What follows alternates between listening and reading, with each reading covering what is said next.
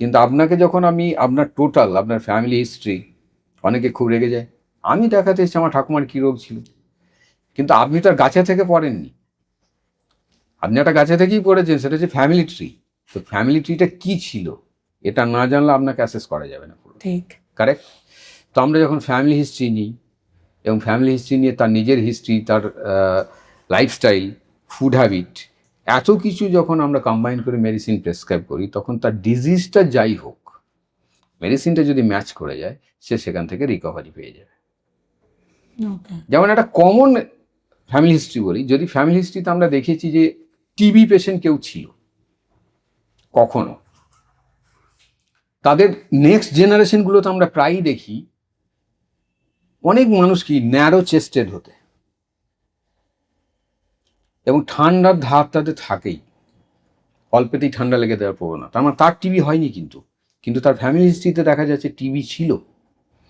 তখনই আমরা দেখি এই সিমটমগুলো কিন্তু তাদের মধ্যে প্রডিউস হচ্ছে। মাথার যন্ত্রণা অকারণ, কোনো কারণ নেই, মাঝে মাঝেই মাথায় যন্ত্রণা, প্রচণ্ড কথা বলার টেন্ডেন্সি, বকতেই থাকে, প্রচণ্ড রেস্টলেস, একই জায়গায় বেশিক্ষণ থাকতে পারবে না। এগুলোর কোনোটারই আপনি ব্যাখ্যা দিতে পারবেন না সায়েন্সের থ্রু দিয়ে, বাট এগুলোকে জট ডাউন করে যখন আপনি, আমাদের মেডিসিন আছে টিউবারকুলিনাম, টিবি জাম থেকেই প্রিপারেশন করা হয়, বলেছিলাম লাইক কিওরস লাইক, ওকে, তখন দেখা যাচ্ছে তার ওই ধরনের যে অ্যাসোসিয়েটেড সিমটমগুলো ছিল সেগুলো কিন্তু আর তার মধ্যে পারসিস্ট করছে না। হয়তো ঘন ঘন ঠান্ডা লাগতো, এখন দেখা যাচ্ছে সে দিনে 3 বার চান করছে, তার আর ঠান্ডা লাগছে না। আমরা বাচ্চাদের ক্ষেত্রে প্রায়ই দেখি যে বাচ্চা কাঁচতে কাঁচতে পাগল হয়ে যাচ্ছে একদম, যখন ফ্যামিলি হিস্ট্রিতে যাচ্ছি যে হ্যাঁ ঠাকুমার, দাদুর বা কারো না কারো একটা টিবি হিস্ট্রি পাওয়া যাচ্ছে, তার মানে এটা কখনোই নয় যে তার টিবি হচ্ছে, কিন্তু সেই টিবির ইনফেকশনের যে জেনেটিক্যাল ইম্প্যাক্ট, প্লাস দেখা যাবে সেই সময় তার অ্যাসোসিয়েটেড যারা ছিল তাদের মধ্যে কিন্তু টিবি জাম ঢুকেছে, তাকে হয়তো সেইভাবে ইনফেক্ট করতে পারেনি, কিন্তু তারও কিছু না কিছু চেঞ্জ করেছে। পরবর্তীতে তার যখন নেক্সট জেনারেশন এসেছে, তার জিনের মধ্যে কিন্তু, তার ডিএনএর মধ্যে সেই ফুটপ্রিন্ট নিয়ে এসছে। এটা পুরোপুরি কি করে রিকভার হয়ে যায়? ভেরি সিম্পল, ওই ডিজিজ প্রোডাক্ট থেকেই যখন আমরা মেডিসিন তৈরি করছি, তাহলে লাইক কিওরস লাইক, ওই রকমই একটা সিমটম বডির মধ্যে হায়ার গ্রেডের তৈরি করবে।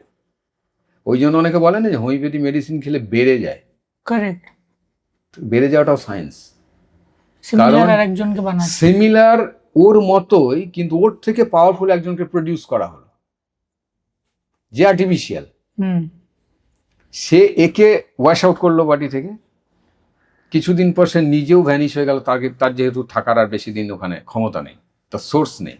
ওকে ওকে ওকে ওকে, তো এটাও একটা সায়েন্স, যে বোঝা যায় যে হ্যাঁ তাহলে মেডিসিন সিলেকশনটা ঠিক দেওয়া হয়েছে, তবেই আমার ডিজিজটা বেড়েছে। যদি একটা ডিজিজটা কমে যায় হঠাৎ করে মেডিসিন খাওয়া মাত্র, তার it proves medicine selection is wrong.